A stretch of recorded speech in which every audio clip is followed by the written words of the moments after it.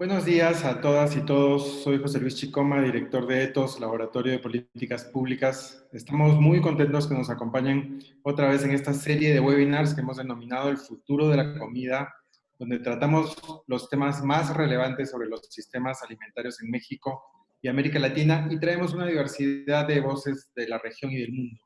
Expertos, investigadores, académicos, activistas, representantes de organizaciones internacionales, periodistas, productores, funcionarios públicos y más. Me acompaña para la sesión de hoy, que es sobre transgénicos, Eduardo Segarra, desde GRADE, Perú, organización con la que estamos coorganizando este webinar. Buenos días, Eduardo. Muy buenos días, José Luis. Sí, efectivamente, muy interesante poder organizar esta reunión con ETOS. Desde el Perú estamos muy interesados en este tema de los transgénicos. Es un tema que tiene mucha relevancia. Se está discutiendo ya en Perú la posibilidad de extender una moratoria, entonces estamos con mucho interés y también de escuchar la mirada de otros países. Excelente, gracias, Eduardo.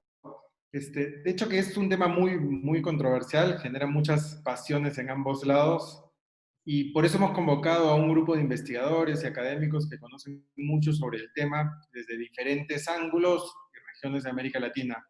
Eduardo Segarra de Grade, quien habló, es doctor en Economía Agraria y Aplicada por la Universidad de Wisconsin con especialidad en Desarrollo Rural y Manejo de Recursos Naturales y desde el año 2004 es investigador principal de Grade. También nos acompaña Laura Gutiérrez Escobar, quien es doctora en antropología por la Universidad de Carolina del Norte en Chapel Hill. Ella ha trabajado sobre el uso y desarrollo de la biotecnología en el ámbito de la agricultura, la alimentación, la conservación ambiental y su relación con los derechos de propiedad intelectual sobre materia vegetal. Alma Piñeiro también nos acompaña, es bióloga y doctora en ciencias, egresada de Ciencias Biomédicas del UNAM, con una estancia postdoctoral en la Universidad de Berkeley, especializada en genética molecular de plantas tanto silvestres como domesticadas. También ha desarrollado investigaciones de bioseguridad y biomonitoreo de maíz nativo en México y también en otros cultivos.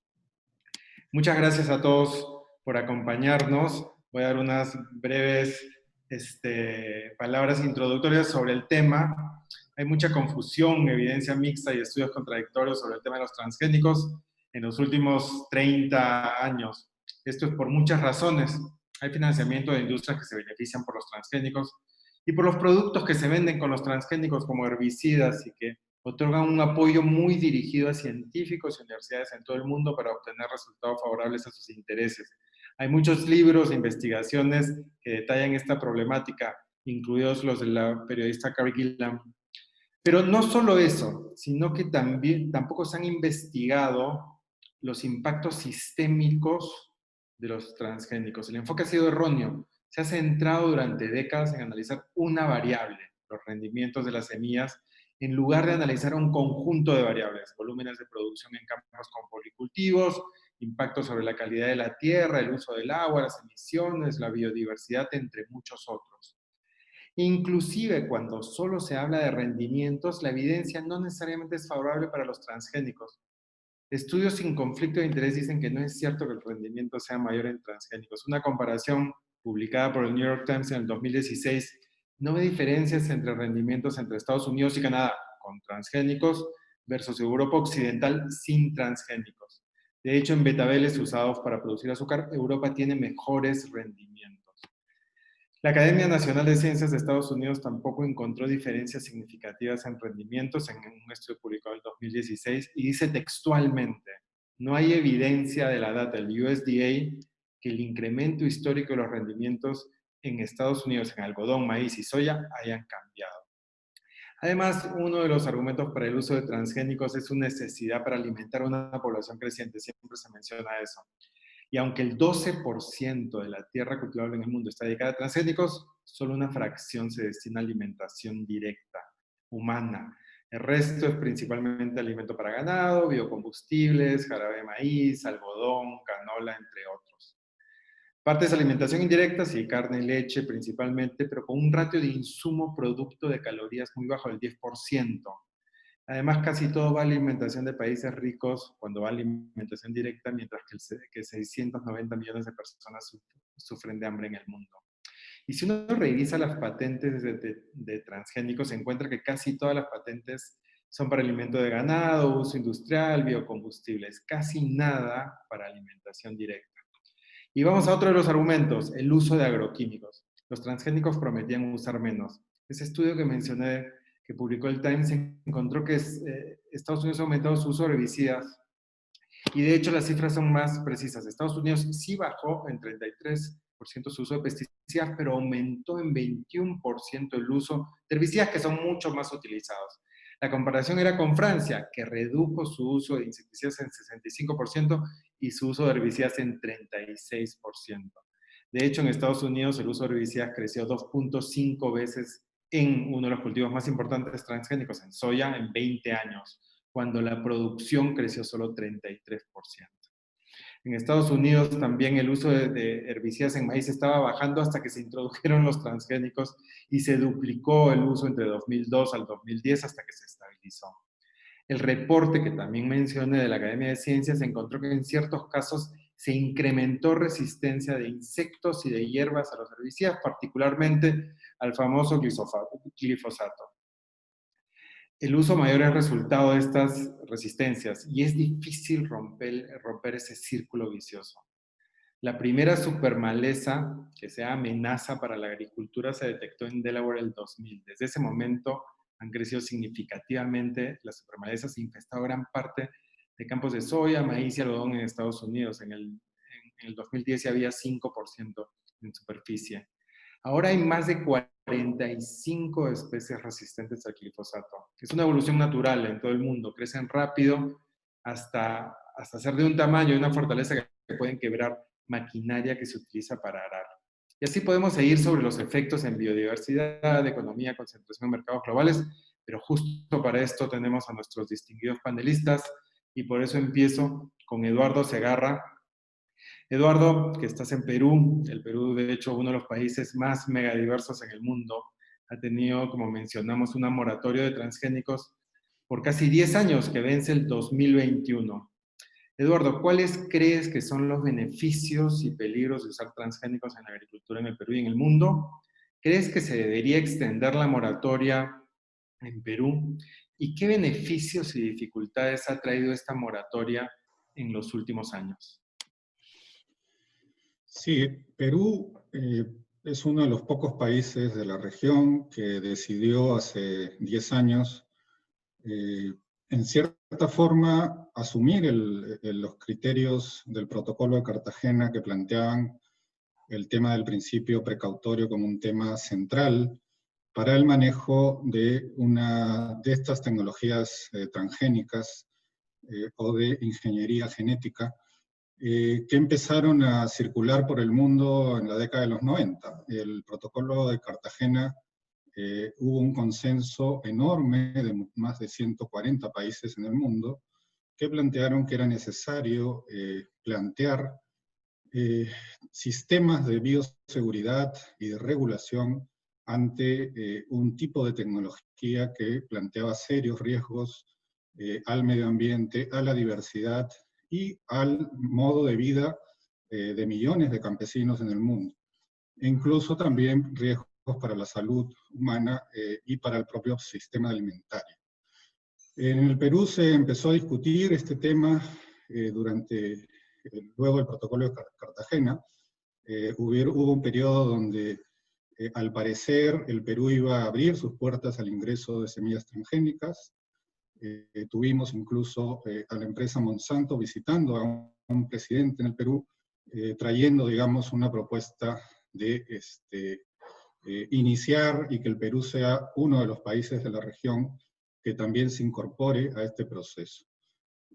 Ocurrió en nuestro país una situación especial, no sé también si ha ocurrido en otros países de la región, pero hubo una reacción de la sociedad civil y también de las diversas organizaciones campesinas y también de un actor que no esperábamos, que fue el de la gastronomía nacional. El Perú ha tenido en estos años un desarrollo interesante en gastronomía, tanto a nivel interno como incluso a nivel internacional, y se inició un debate en el cual se empezaron a discutir si al Perú le convenía o no entrar a esta carrera ficticia a la cual han colocado las grandes transnacionales de transgénicos a países de la región. Vemos con muchísima preocupación cómo todo el cono sur de Latinoamérica prácticamente se ha convertido, como se dice, en el país de la soya, o de la soya transgénica. Prácticamente es toda la región de Argentina, de Brasil, de Paraguay, de Uruguay e incluso partes de Bolivia, han sido prácticamente colonizadas por enormes extensiones de soya transgénica, de maíz transgénico, en niveles nunca antes vistos. En el Perú, en realidad, en ese periodo se discutió y hacia fines del 2010, en el 2011, se aprobó una ley de moratoria a la entrada de semillas transgénicas. Tuvo mayoría abrumadora en el Congreso, prácticamente el 98% de los votos fueron favorables para esta ley de moratoria, y se planteó como un periodo de 10 años. Básicamente el argumento central de la moratoria era el principio precautorio. No tenemos suficiente evidencia de que los transgénicos sean inocuos, no hay suficiente evidencia de que no generen impactos adversos en el medio ambiente y también en la biodiversidad. Perú tiene 80 de los ecosistemas que existen en el mundo, es uno de los países más diversos en el planeta. Tenemos una tradición enorme de agricultura diversa, hecha por campesinos, con conocimiento ancestral. Perú es la cuna de la papa en el mundo, es el origen de muchos productos importantes, y tenemos una gran cantidad de variedades criollas en los diversos productos de nuestra canasta productiva. Pero no solo eso, el Perú tiene más de 2 millones de pequeños agricultores. En esta pandemia, estos agricultores han alimentado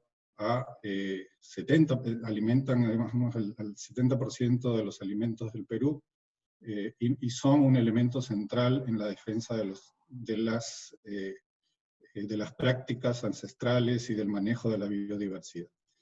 En todo este contexto, luego de 10 años, tenemos un balance mixto de la moratoria, positivo en el sentido de que hemos conseguido avanzar en algunos temas, pero también algunas limitaciones que yo voy a señalar más tarde, y que creo que sí es necesaria extender la moratoria. No hemos resuelto los problemas centrales, y la amenaza de los transgénicos creo que para el Perú sigue siendo la misma o aún más peligrosa que la que teníamos hace 10 años.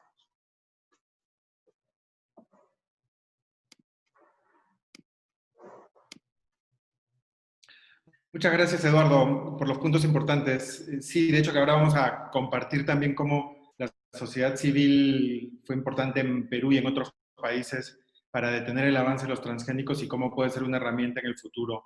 Y muy importante los puntos que mencionas sobre la protección de la biodiversidad. Estamos hablando de una región o una de las regiones más biodiversas en el mundo, que también tiene la problemática de la pequeña agricultura que podría empeorar significativamente o ha empeorado con el uso de los transgénicos en muchos de los territorios. Y muy importante lo que mencionas del principio precautorio. Y lo que tenemos son como que evidencias mixtas o negativas sobre el uso de los transgénicos en la región. Entonces es como que muy ciego pensar que de todos los estudios, si uno hace metaanálisis sobre estos temas, lo que quedan en muchos de los aspectos son también incertidumbres respecto a lo que podría pasar, y los efectos en la biodiversidad y en el medio ambiente tienen esta característica de que no se pueden revertir. Entonces, genera una problemática adicional antes de tomar una decisión que va a tener efectos que no se pueden cambiar. Muchas gracias. Ahora paso con Laura Gutiérrez de la Pontificia Universidad Javeriana en Colombia. En Colombia, la regulación de los organismos genéticamente modificados comenzó a finales de la década de los 90.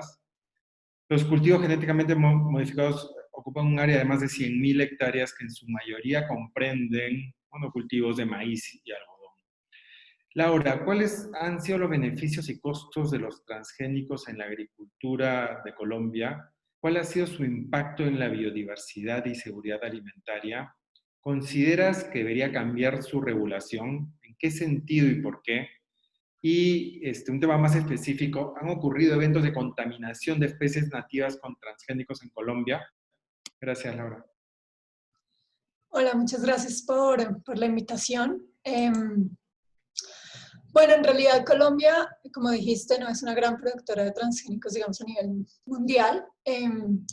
Entonces, los mayores beneficios han sido para aquellos que están en el multimillonario negocio de las importaciones de alimentos y de commodities agrícolas, incluyendo de transgénicos, ¿no? Entonces, realmente, los grandes beneficios han estado en aquellos que importan maíz y soya transgénica, por ejemplo, para la alimentación de cerdos y pollos, y el maíz también para consumo humano directo, ¿no? Para los agricultores, por el otro lado, los costos socioeconómicos han sido altos. Básicamente nosotros sembramos algodón y maíz, y en algodón, que es un sector agrícola muy importante para Colombia, que ya venía de una crisis prolongada por las políticas de apertura económica, tuvo una crisis en el 2012 muy fuerte, porque las variedades BT, que cuestan 3 veces más que las convencionales, no controlaron, entre otras, un insecto que llaman localmente el picudo. Y por otras razones, digamos, de manejo del cultivo, pasamos de tener 50.000 hectáreas a 28.000 hectáreas de algodón transgénico. Y esto generó pues multimillonarias pérdidas en los agricultores, y realmente pues el gobierno colombiano ni las empresas respondieron por estas pérdidas. Y el algodón, digamos, transgénico nunca se recuperó, y hoy en día hay más o menos como 15.000 hectáreas, ¿no? Por el otro lado, los agricultores que siembran maíz transgénico no han tenido una crisis económica tan fuerte, pero sí se han dado reportes de cosechas perdidas en varios departamentos, y siguen siendo golpeados por las importaciones de maíz, también transgénico, con las que no pueden competir. Y bueno, también hemos visto casos documentados de incremento en el uso de agroquímicos, precisamente porque las tecnologías no funcionan bien para controlar, como dicen, ni las malezas ni los insectos, ¿no? Por el otro lado, en cuanto a los impactos en la seguridad alimentaria, no han sido tan altos, digamos, como en términos de acaparamiento de tierras o de reemplazo de producción agrícola de alimentos para el mercado interno, digamos, como ha pasado en el Cono Sur, ¿no? Esto ha pasado en Colombia con otros cultivos no transgénicos como la palma africana. Sin embargo, el gobierno sí tiene planes de expandir el cultivo de transgénicos en lo que llamamos la altillanura, ¿sí? Y eso sí creo que va a aumentar significativamente los impactos en la biodiversidad y en la seguridad alimentaria del país. En cuanto a la importación de transgénicos en espacial de maíz por tratados de libre comercio, esto ha afectado gravemente la economía campesina e incluso empresarial, que no puede competir contra los bajos precios del maíz importado, que es altamente subsidiado y que se vende incluso por debajo de los precios de los costos de producción locales, ¿no? Constituyendo dumping. Entonces, de esta manera, Colombia está creando una alta dependencia de las importaciones de alimentos, y de alimentos tan importantes como el maíz, ¿no? Cuando hasta los 90 éramos un país autosuficiente en términos de producción de alimentos, y esto obviamente pues está vulnerando nuestra seguridad alimentaria frente a las fuerzas del mercado global y a eventos como la pandemia actual que no podemos controlar, ¿no? Bueno, en cuanto a la regulación,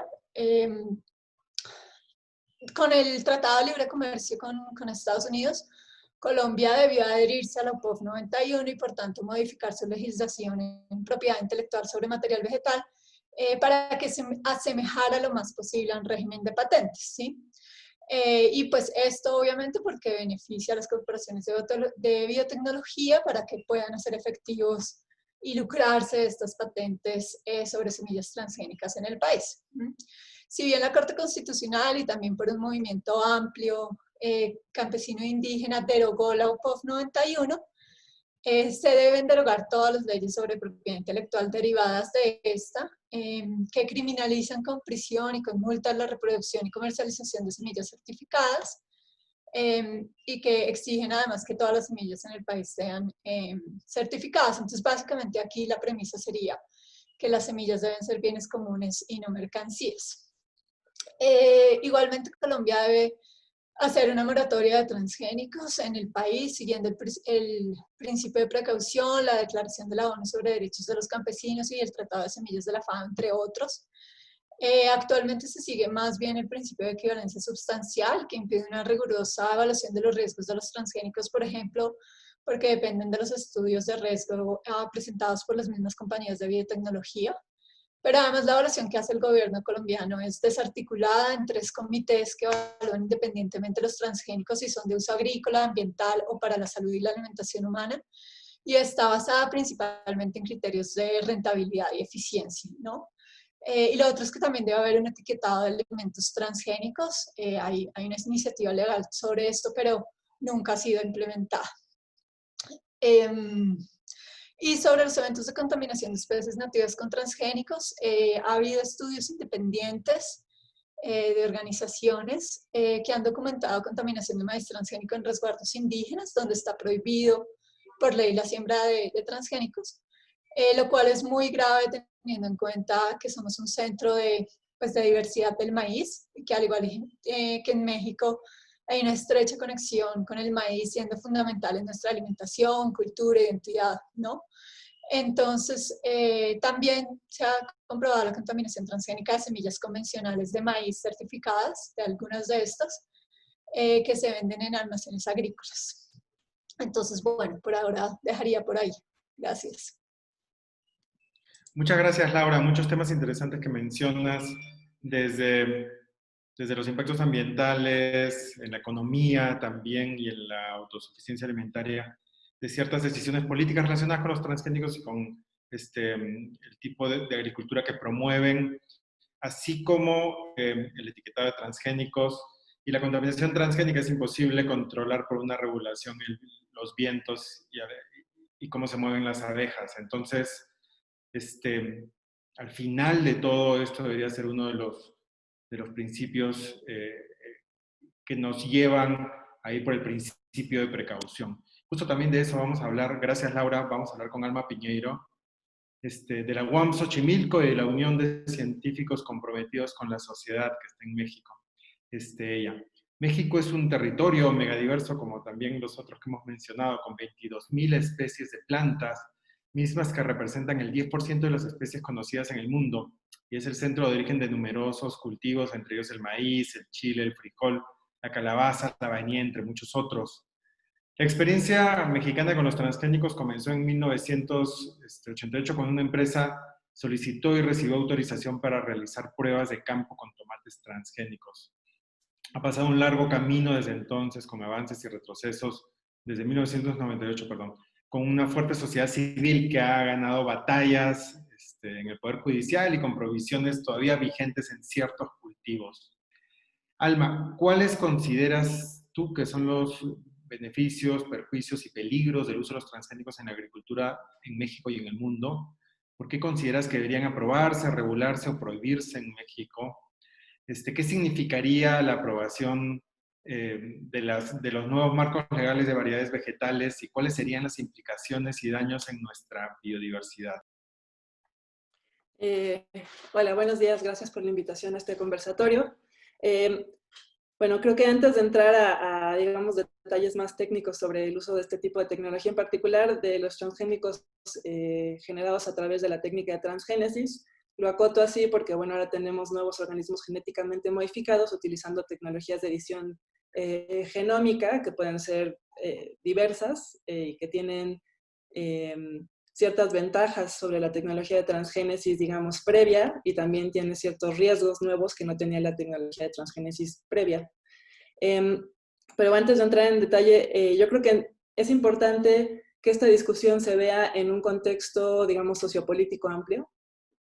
La discusión sobre la introducción de transgénicos en todo el mundo, y en particular en aquellos países en donde ha habido resistencia a la introducción de este tipo de tecnología, no es una discusión primordialmente técnica o únicamente técnica, aunque muchas veces se ha querido reducir a ello, sino que es una discusión que en realidad abarca las maneras de hacer agricultura, de hacer cultura y las maneras de tener o no una mayor soberanía sobre los recursos, en este caso fitogenéticos, en un país, ¿no? En este contexto, México, como ya mencionabas, es un país megadiverso, uno de los países que tiene la mayor diversidad genética, bueno, dada su tamaño, etcétera, ¿no? En el mundo. Es uno de los países donde se han domesticado más de 120 especies de plantas, muchas de ellas de importancia en la alimentación mundial hoy por hoy, para empezar el maíz. Y es un país en donde esta diversidad en particular, la agrícola, se mantiene por pequeños agricultores, casi todos campesinos, que la mantienen a través de procesos de selección sobre su semilla, que hacen ciclo tras ciclo agrícola, y estos procesos de selección y adaptación local de esta semilla para las condiciones en las que la cultivan, están también mediadas por procesos de intercambio entre agricultores o campesinos. Entonces, este tipo de dinámicas que favorecen la manutención de la biodiversidad, y en este caso la agrobiodiversidad en México, se verían grandemente afectadas por diferentes estrategias legales, internacionales y también nacionales que podrían reducir este tipo de dinámicas, ¿no? Entre ellas, lo que tiene que ver con la transición de la norma UPOV 78, que es en la que actualmente está México, a la UPOV 91, que es uno de los requerimientos de los tratados de libre comercio en los que está México, en particular en la renovación del Tratado de Libre Comercio con América del Norte, que ahora se llama TEMEC, y el Tratado Transpacífico, ¿no? Ambos requerirían que México cambiara su ley federal de variedades vegetales de estar bajo la norma UPOV 78 a la norma UPOV 91, en donde, entre otras cosas, no se permite la derivación esencial.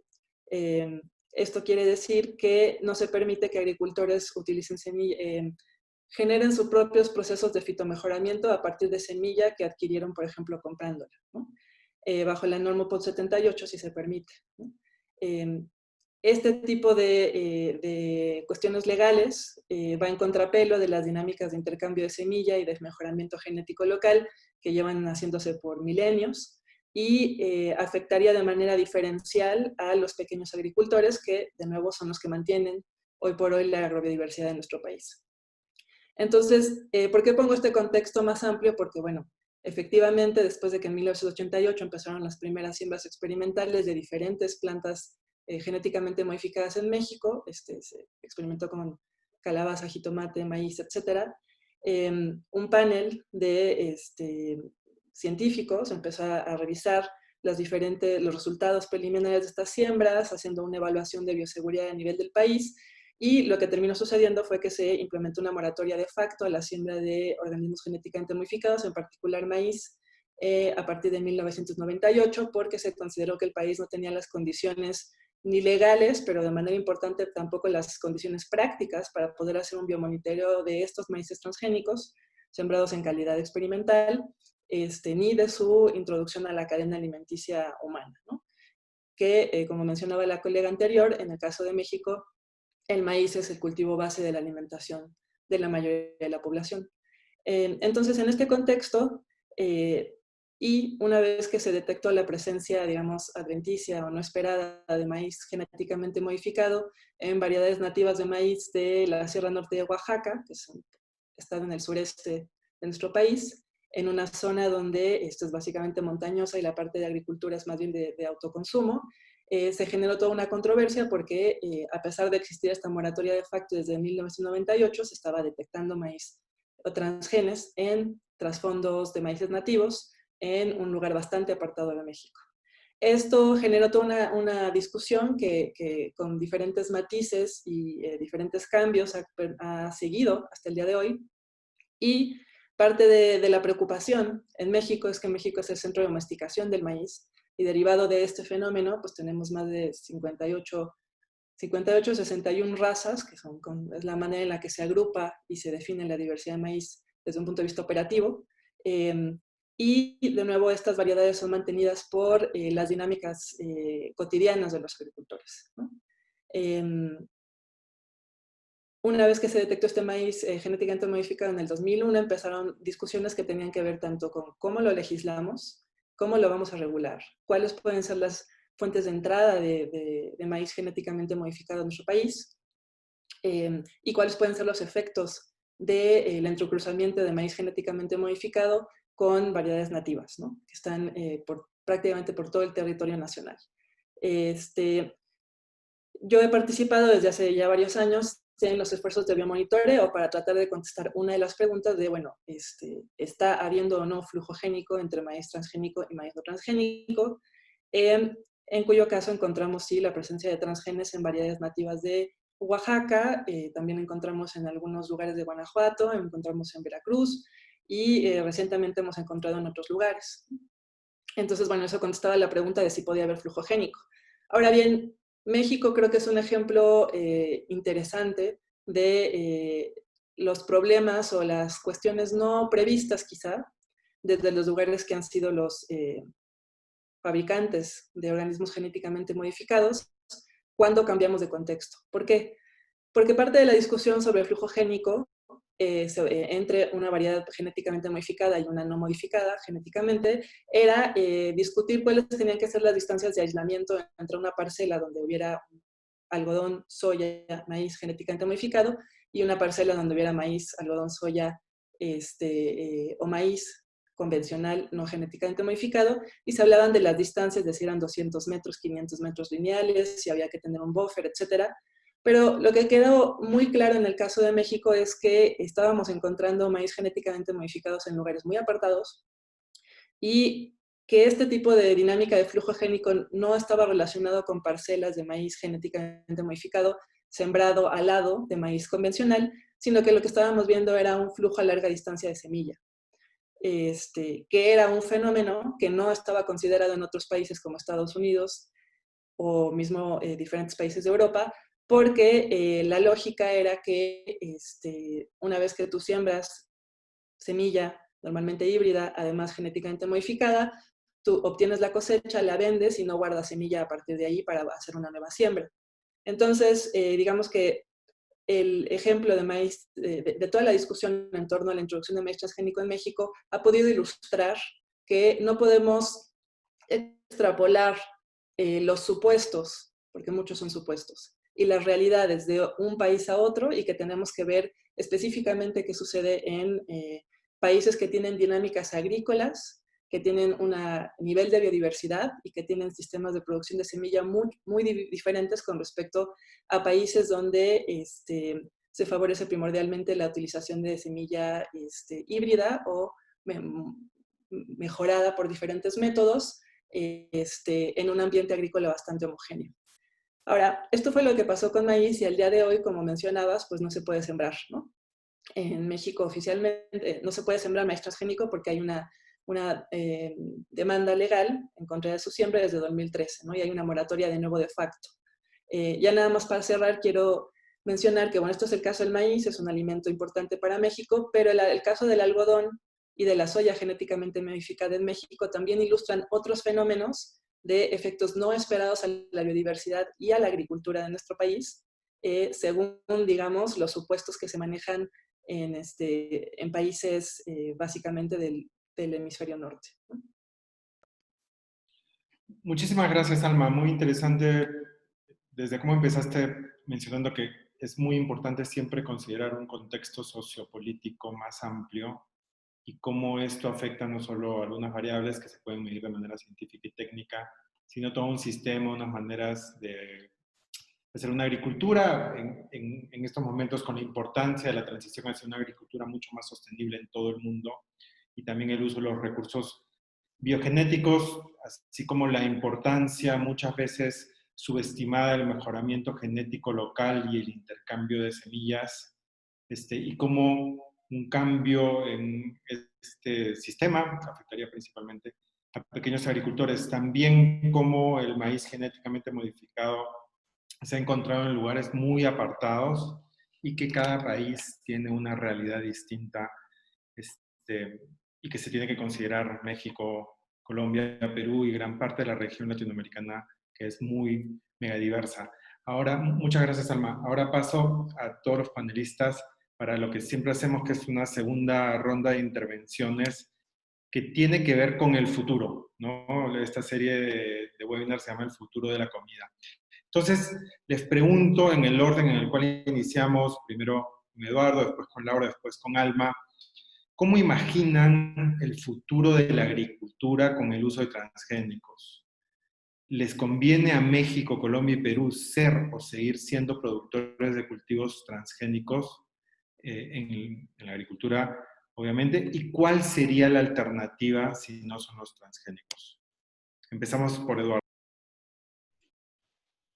Yo creo que no hay un futuro viable para un país como el Perú relacionado a los cultivos transgénicos. Yo creo que toda la tecnología transgénica desarrollada en los últimos años, con sus grandes promesas para resolver algunos temas que están mostrando haber sido promesas falsas, no representan ninguna ventaja para un país como el Perú. No representan realmente un avance en la línea de utilizar nuestros recursos y nuestras capacidades para generar mejores alimentos, alimentos más nutritivos, alimentos más diversos y con mayor capacidad de alimentar a nuestra población y al mundo. Yo creo que todo lo contrario. Si Perú entra a esta línea de querer convertirse en un país productor de transgénicos, básicamente lo que va a hacer es, primero, poner en riesgo importantes espacios de biodiversidad y de cultura y tradición campesina milenaria que ha logrado desarrollar Perú también, igual que México y también Colombia. Nosotros tenemos 52 razas de maíz en el Perú, maíz criollo, pero más de 230 especies de papa nativa y una de las, digamos, uno de los germoplasmas de papa más grandes del mundo. También lo tenemos en tomate, también lo tenemos en ajíes, en calabazas, en zapallo, en una serie de otros productos y también en algunas especies de peces. Colocar todo esto en un marco donde ingresen especies con transgenes, en realidad lo que haría es que el Perú pierda una de sus ventajas que yo creo que va a ser cada vez más importantes en el futuro próximo. Ser un país libre de transgénicos, yo considero que más bien es una ventaja comercial, es una ventaja frente a un sistema agroalimentario mundial que ha transformado la alimentación en los últimos 30 años, pero para peor, ha convertido la alimentación mundial en una alimentación de baja calidad, con enormes problemas de obesidad, sobrepeso y enormes problemas en todas las cadenas, en términos sanitarios y en términos también de su impacto en la salud de la gente. Y en un momento en el cual el mundo va y está ya virando hace tiempo, y más aún luego de tener esta pandemia terrible, donde estamos viendo que la obesidad, el sobrepeso, son uno de los factores de mayor vulnerabilidad frente a una enfermedad como el COVID. Yo creo que Perú debe especializarse en ser un país libre de transgénicos, que genera y produce buenos productos orgánicos especiales, de nicho, con capacidad de entrar a espacios específicos del consumo alimentario de mayor calidad, y en base a una agricultura campesina a la cual tenemos que apoyar, a la cual lamentablemente las políticas en el país le han dado la espalda en los últimos 30 años. Perú tiene una oportunidad de convertirse en uno de los países que lidere un nuevo tipo de agricultura, un nuevo tipo de sistema agroalimentario en el mundo, porque el sistema agroalimentario actual, basado en la hiperindustrialización, el hiperprocesamiento y la ingeniería genética de altos niveles de riesgo, creo que es un modelo que no tiene futuro. Por eso yo pienso que estamos todavía a tiempo, que la moratoria nos da una oportunidad, hemos aprendido algunas cosas, todavía nos falta mucho, y que el camino para trazar hacia adelante tiene que ser de un país libre de transgénicos. Muchas gracias, Eduardo, por mencionar varios de los riesgos sobre la biodiversidad, sobre cómo se ha transformado la alimentación en una alimentación de baja calidad en las últimas décadas y cómo se requiere un nuevo tipo de agricultura en el futuro. Ahora pasamos con Laura. ¿Cómo ves el futuro de los transgénicos en la agricultura o la agricultura con... Bueno, no, muy de acuerdo con lo que dice Eduardo. Yo creo que sobre todo en países como Colombia o Perú o México, que son increíblemente biodiversos, que tenemos una cantidad maravillosa de variedades, de semillas, y que podemos básicamente cultivar todos los alimentos. Creo que los transgénicos no son necesarios.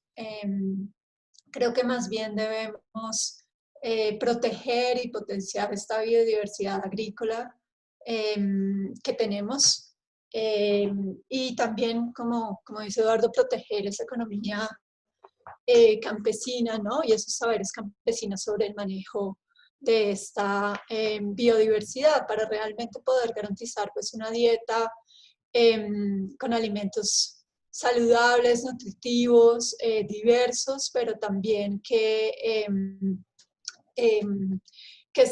sean culturalmente relevantes, ¿no? Y que se salgan de este modelo tecnológico, digamos, de esta nueva revolución verde que plantean los transgénicos.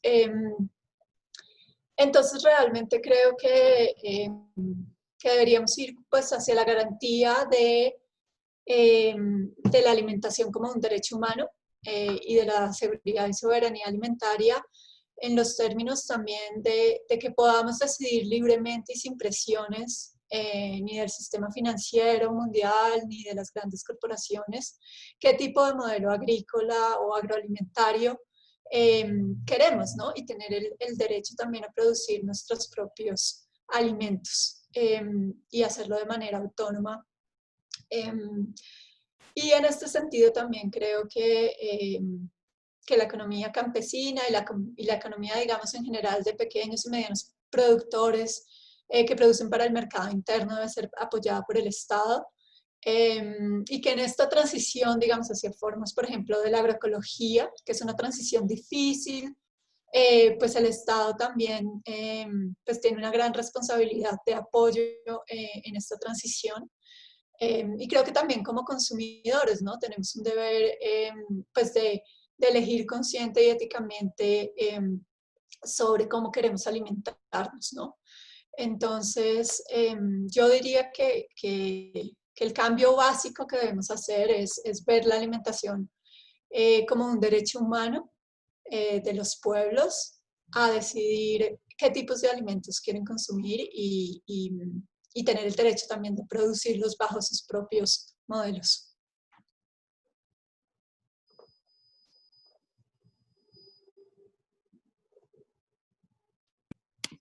Perdón. Muchas gracias, Laura. De hecho, como mencionas, uno de los componentes importantes son políticas públicas libres de conflicto de interés para que los países podamos decidir cómo producimos los alimentos de manera sostenible y cómo protegemos y potenciamos a futuro la biodiversidad, que si desaparece no hay vuelta atrás. Y ahora paso con Alma. ¿Cómo imaginas el futuro de la agricultura con el uso de transgénicos y cómo ves las alternativas?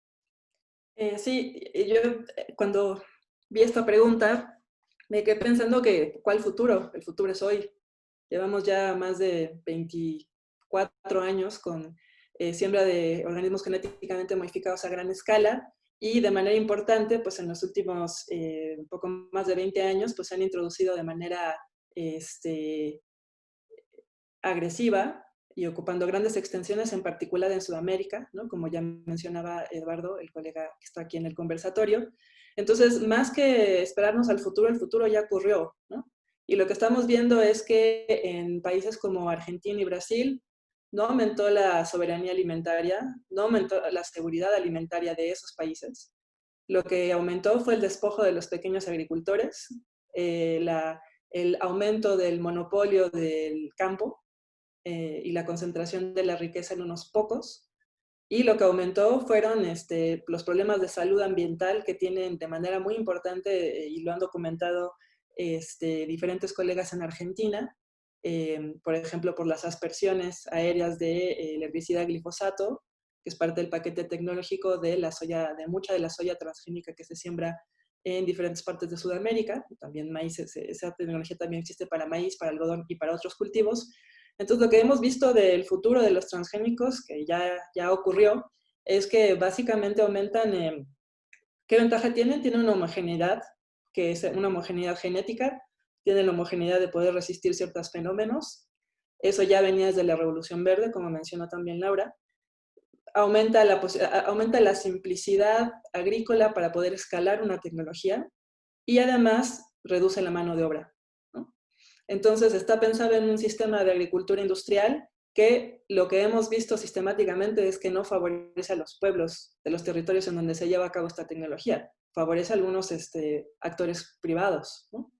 Entonces, yo más que hablar de cuál es el futuro de los transgénicos que tenemos actualmente, además es una tecnología bastante rudimentaria, y voy a explicar por qué brevemente. Es rudimentaria porque se pueden introducir 1, 2, 3, 4, 5 genes a las plantas, y lo que han encontrado es que mientras más transgenes le introduces, empieza a haber inestabilidad genética, y entonces estas plantas ya ni siquiera son útiles para lo que fueron diseñadas. Entonces, eso también explica por qué la tecnología, y de nuevo, digo, es rudimentaria porque básicamente tenemos tolerancia a algunos herbicidas y tenemos lo que le llaman resistencia a insectos, que en realidad es la producción de endotoxinas por parte de las plantas genéticamente modificadas, que cuando ciertas larvas de insecto ramonean en ellas, pues las matan porque se genera una endotoxina que se cristaliza en el intestino del insecto y lo mata, ¿no? Lo que hemos visto es, pues entonces, la tecnología que tiene que ver con introducir tolerancia a herbicidas, lo que aumenta es la utilización de estos, con grandes impactos ambientales en la salud de las poblaciones que viven ahí, sin ningún beneficio real para esas poblaciones, ¿no? Pensemos que en Argentina y Brasil es agricultura de exportación. Estas grandes extensiones de transgénicos no han favorecido la seguridad alimentaria de esos países. De hecho, la han reducido. Y por otro lado, los que tienen que ver con resistencia a insectos, lo que van a hacer es un fenómeno que los biólogos tenemos muy claro desde hace años y del que habló Darwin hace 150 años, que es hacer una presión de selección, y lo que está sucediendo es que se están generando poblaciones de insectos resistentes a esta tecnología. Entonces es una tecnología con una caducidad bastante corta y con una serie de riesgos a la salud, una serie de incertidumbres con los que estamos viviendo, y que realmente no benefician a las poblaciones locales, ¿no? Más allá de si se ha dicho que para los pequeños agricultores en África, en algunos países, ¿no?, los han utilizado como punta de lanza, les ayuda. Al final, parte de esta tecnología lo que hace es homogeneizar el campo. Entonces, en vez de favorecer que haya seguridad alimentaria o que haya seguridad alimentaria local, lo que hace es disminuirla, ¿no? Entonces yo creo que tenemos que enfocarnos, sí, a sistemas más diversos como la agroecología, porque pensamos que lo que ahora le llamamos agroecología es lo que se ha hecho por milenios, ¿no? Ahora bien, yo creo que lo que sí deberíamos de hacer, y ahí está el futuro, es innovar en esta agroecología, ¿no? No quedarnos únicamente con lo que, digamos, el campesinado en México y en otros países ha hecho, que ha sido muy importante, fundamental. Ellos han generado todas las especies cultivadas hasta el día de hoy, ¿no? No hemos innovado grandemente ahí, ¿no? Con toda la tecnología genética que tenemos, los cultivos se domesticaron hace miles de años. Entonces, deberíamos de usar tecnologías, a lo mejor diferentes mecanismos de manejo agrícola, diferentes manejo de paisaje, hacer algo más integral, hacer también mejoramiento participativo que se hace. Utilizar tecnología, sí, se necesita tecnología en el campo, claro que sí, ¿no?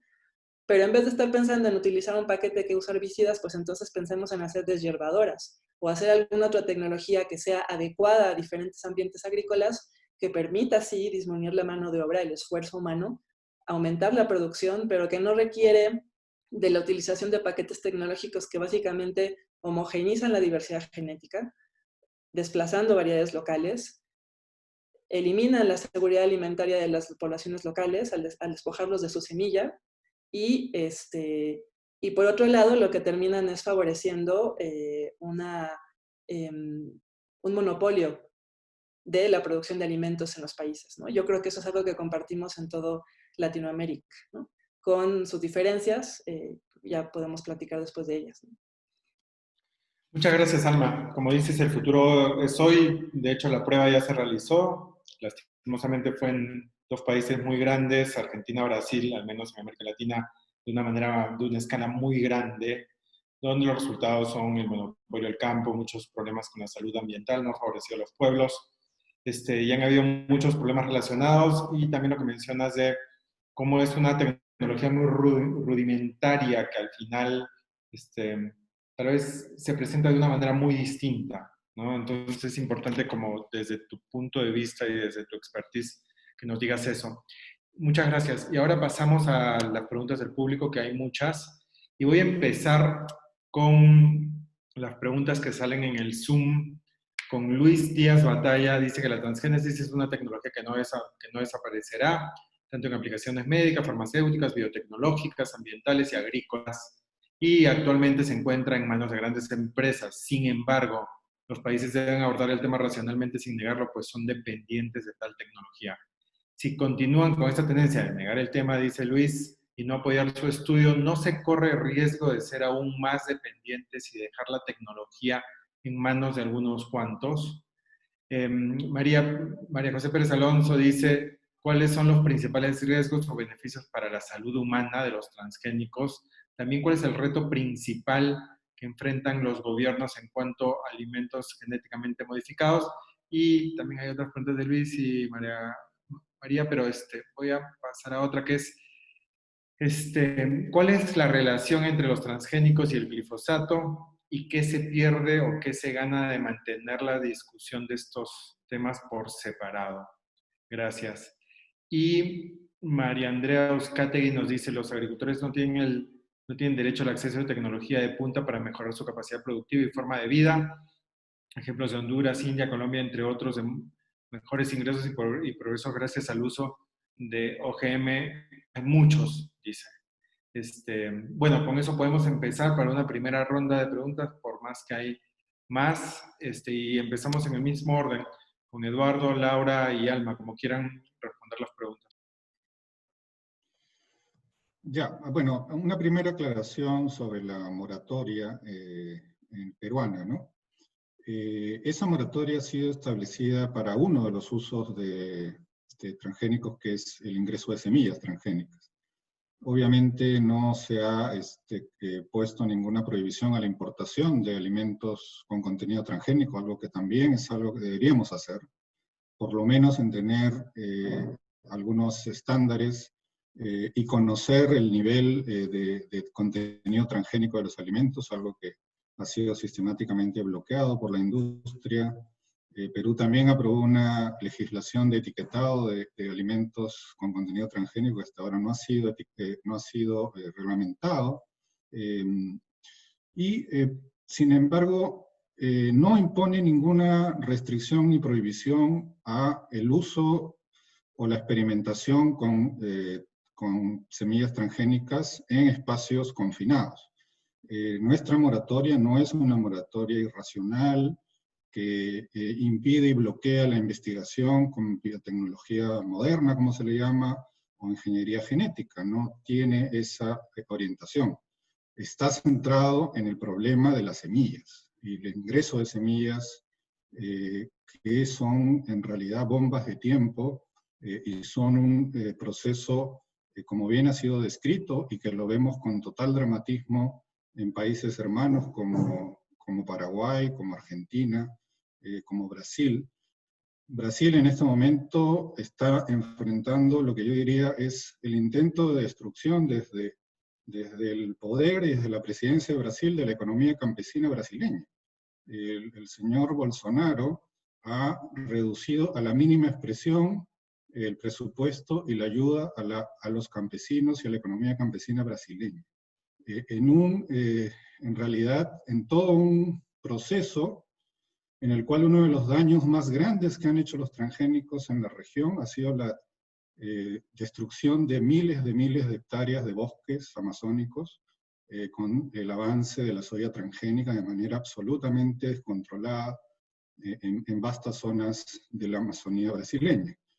Entonces estos procesos en realidad nos indican los peligros que hay con los transgénicos son reales, son peligros complicados para nuestros países. El Perú tiene una moratoria que en realidad se enfoca en uno de los problemas, no resuelve el conjunto de la amenaza, porque la biodiversidad está también puesta en tela de juicio por varios procesos, y es solamente una parte de una lucha más grande que hay que dar por cambiar el modelo agroalimentario que se nos ha impuesto sin consulta, se nos ha impuesto sin participación de los actores centrales, que son los agricultores y los consumidores, quienes deciden qué comemos y cómo producimos lo que comemos, terminan siendo un pequeño grupo de grandes transnacionales, y los pueblos y las sociedades no tenemos mucho que decir. Contra eso es que creo que debemos plantear alternativas, y como científicos y como académicos y también como sociedad civil debemos construir consensos para buscar modelos alternativos. Muchas gracias, Eduardo. Pasamos con Laura.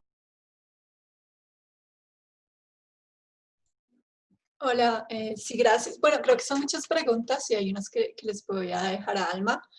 Pero creo que, digamos, dos preguntas que me gustaría referirme sobre todo. Una es este debate sobre si no desarrollamos transgénicos, entonces un poco nos vamos a quedar de nuevo en el atraso, en el subdesarrollo y en la dependencia tecnológica de las potencias que sí los están desarrollando, ¿no? Y eso me parece un debate muy interesante.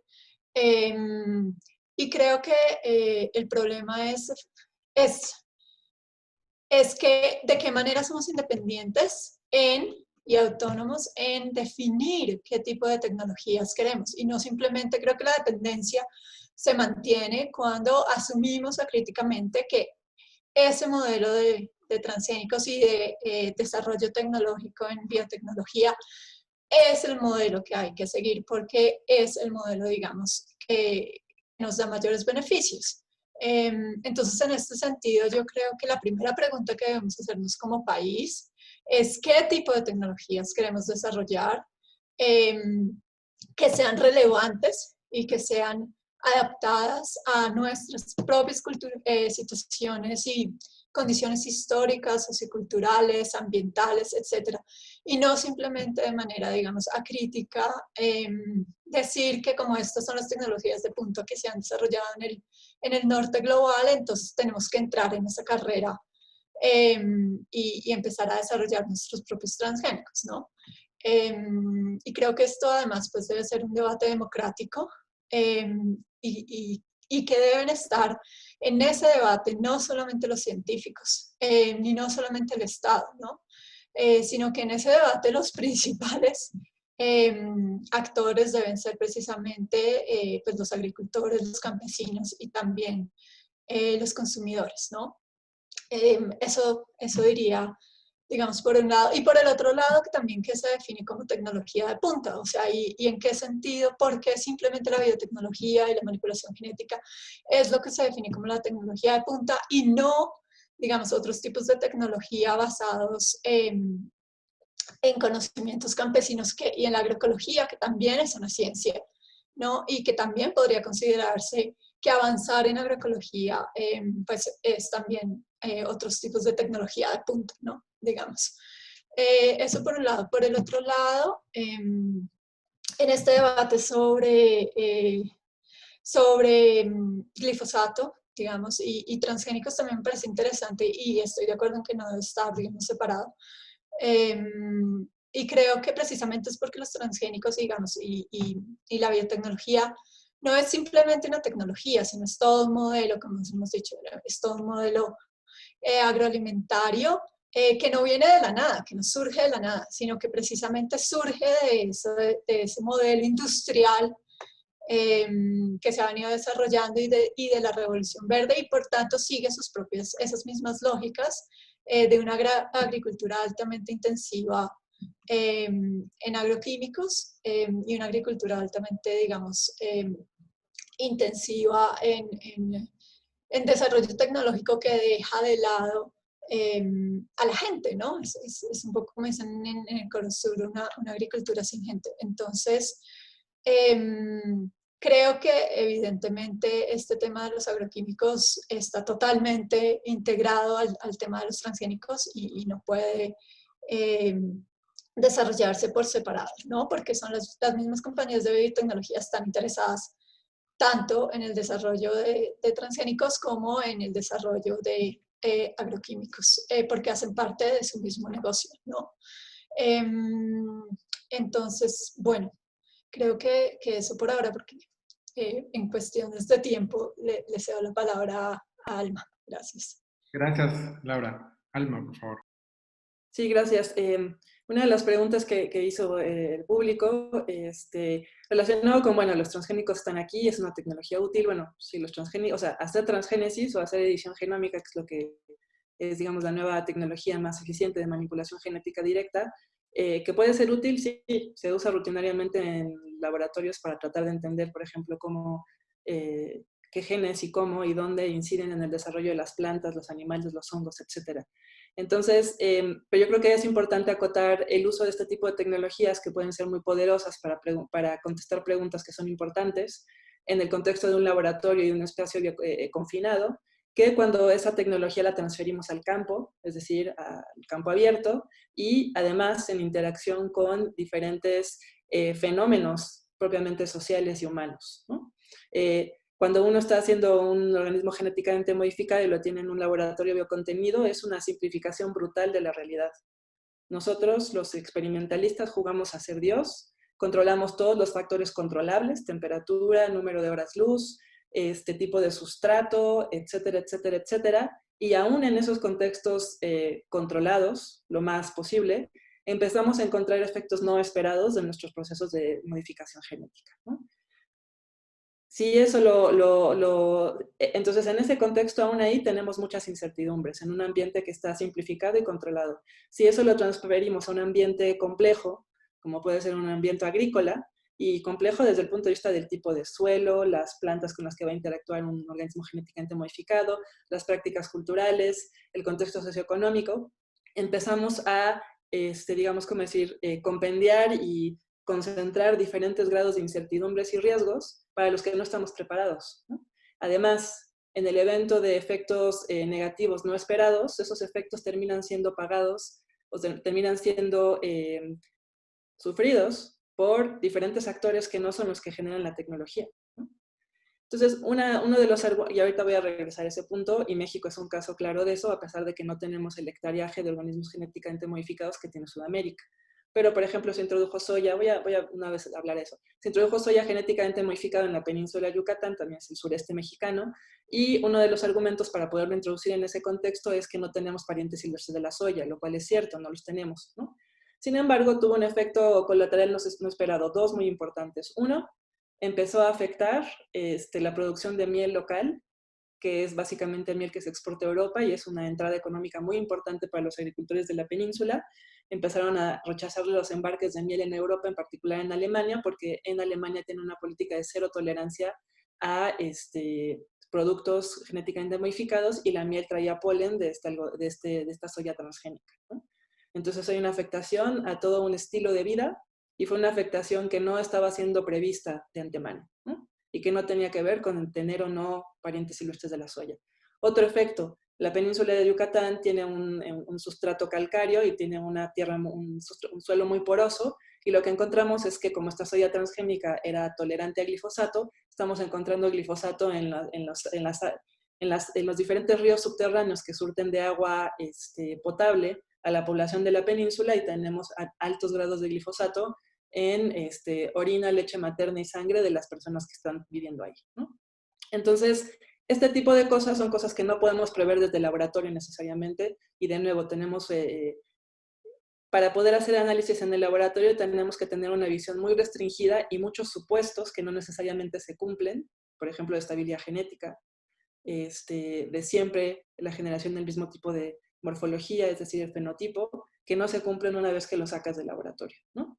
Entonces, soya en México es muy claro porque aunque no había parientes silvestres, que es el gran tema que articula muchas de las luchas en México, como sí hay parientes silvestres, obviamente el maíz y del algodón, en soya empezamos a ver efectos no esperados. Ahora, este tema que abordó un poco Laura, de vamos a subirnos al tren del progreso, ¿no? Entonces, bueno, si en el norte global se están haciendo organismos genéticamente modificados con la tecnología de transgénesis o edición genómica o alguna otra que surgirá en el futuro, tenemos que adoptar esta tecnología, es un imperativo, ¿no? Si no, nos vamos a quedar atrás en el desarrollo tecnológico y cómo puede ser, ¿no? Yo creo que en ese sentido tendríamos que tener una parte más ponderada de cómo utilizamos las tecnologías, ¿no? Que pueden ser útiles para ciertas preguntas, pero una vez que tú sacas una tecnología de este tipo al ambiente, pierdes la capacidad de control sobre ella. Y yo creo que es algo que tenemos que tener claro. Entonces, en ese contexto, pues está bien, vamos a hacer modelos, usemos ómicas, usemos las grandes tecnologías de análisis de datos genéticos para entender realmente con mucha más profundidad cómo es que ciertas variaciones genéticas afectan el desarrollo de plantas y animales. Utilicemos tecnologías para hacer más eficiente la agricultura, y no digo agricultura necesariamente de escala, pero utilicemos tecnologías que nos permiten saber cuál es el estrés hídrico nada más por ver imágenes satelitales. Es decir, hay muchas tecnologías que se pueden utilizar y yo creo que es importante no adaptar acríticamente las tecnologías, nada más porque es lo que está en la punta de lanza tecnológica básicamente en el norte global, y es lo que te genera artículos de alto impacto en journals internacionales, ¿no? Yo creo que eso es algo que es una tarea importante. Tenemos que pensar en tecnologías que sean adecuadas para el contexto en el que estamos. Y tiene que haber un proceso, como decía Laura, de consulta social, porque una vez que tú dejas una tecnología al ambiente, va a afectar a actores que no te esperabas, ¿no? Entonces, a diferencia, por ejemplo, de las vacunas, en donde hay una decisión individual de ponértela o no, con sus consecuencias positivas y negativas, cuando tú liberas un organismo genéticamente modificado que además físicamente no se distingue de uno no modificado, y no le das la posibilidad de decidir a quienes lo van a sembrar y a quienes lo van a consumir, estás imponiendo una tecnología sobre la sociedad, ¿no? Muchísimas gracias, Alma. Y de hecho que se nos acabó el tiempo y nos pasamos el tiempo porque es un tema muy interesante y hay tantos argumentos, tantas creencias que también hay que comunicar, difundir, debatir, discutir. Yo me quedo con que se tiene que usar un enfoque sistémico. El mundo no es un laboratorio, como menciona Alma, es mucho más complejo, es muy imposible de replicar en efectos de corto plazo, efectos de largo plazo, y los efectos negativos son muy difíciles de revertir en la naturaleza. Todo eso justifica, y yo he escuchado muchos argumentos para ser muy escéptico, en el mejor de los casos, sobre la posibilidad de autorizar y de promover el uso de cultivos transgénicos en la agricultura, y ya hemos tenido experimentos en todo el mundo que han tenido efectos en el mejor de los casos, muy controversiales, y con toda la evidencia presentada podrían ser muy negativos. Eduardo, no sé si quieres dar unas palabras como coorganizador de GRADE para el cierre. Sí, claro, muy, muy cortito. Bueno, agradecerles, a Ethos, también a Alma y Laura. Realmente yo he aprendido mucho de sus intervenciones. En realidad yo soy economista, ¿no? No tengo una especialización en temas biotecnológicos. Sin embargo, creo que es importante buscar un diálogo interdisciplinario, pero sobre todo abierto a la sociedad. Si hay algo que ha caracterizado todo el proceso de introducción, desarrollo de transgénicos e introducción en la sociedad, ha sido su poca transparencia. Sus procesos, cuando miramos cómo se aprobaron estas cosas en Estados Unidos, con pruebas hechas por las mismas empresas, con pruebas con 2 o 3 ratas durante 1 o 2 semanas, y luego eso se aprueba como algo que es inocuo y que puede no tener efecto.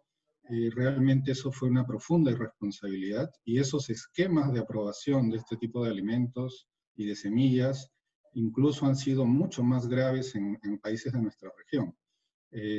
Eso nos indica la importancia y la crucialidad de que la sociedad se involucre en la discusión y también en mirar cómo son estos procesos tecnológicos, porque al final, ¿quién está decidiendo qué comemos, cómo comemos y cómo producimos los alimentos que comemos? Esa es una pregunta central de nuestras sociedades, de nuestra existencia, de nuestro tejido social, y creo que sobre eso este tipo de seminarios, y esperemos muchos otros, nos ayuden a pensar y a reflexionar. Tengo entendido que hoy en la tarde hay el lanzamiento del Atlas Regional del Agronegocio en el Sur. Me parece que es un trabajo notable que se ha hecho en los países del Cono Sur, Argentina, Paraguay, Uruguay, Brasil y Bolivia, por un conjunto de organizaciones, de científicos y una gran coalición que están presentando un trabajo muy importante y que creo que sería bueno armar un debate en torno a los hallazgos y los planteamientos de este trabajo. Desde GRADE agradezco esta oportunidad y esperamos que no sea la última. Muchas gracias, Eduardo. También muchas gracias a Laura Gutiérrez y a Elma Piñeiro por acompañarnos y brindarnos sus opiniones tan informadas e interesantes. Definitivamente vamos a retomar en nuestra serie de webinars el futuro de la comida y el tema de los transgénicos pronto, tal vez con más perspectivas de investigadores, académicos, científicos y otros en Brasil, Argentina y otros países que han tenido ya la experiencia sobre este tema. Y los invitamos a la siguiente semana, nuestro webinar del viernes que viene a las 10 de la mañana, hora de México, es sobre dietas saludables y sostenibles a la vez. Muchísimas gracias a los panelistas, a GRADE por organizar este webinar y a toda nuestra audiencia por sus preguntas muy interesantes a favor y en contra de escépticas sobre el tema. Que tengan buen viernes y buen fin de semana.